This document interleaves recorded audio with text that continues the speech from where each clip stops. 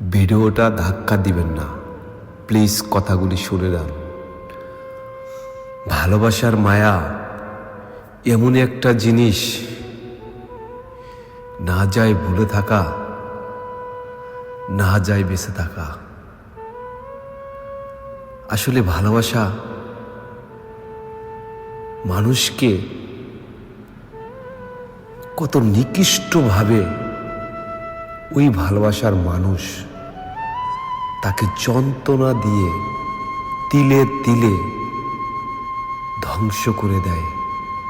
আসলে এই পৃথিবীর বুকে যিনি ভালোবাসার কষ্টটা পেয়েছে, আসলে সেই জানে যে ভালোবাসার যন্ত্রণাটা কত বড় ভয়াবহ।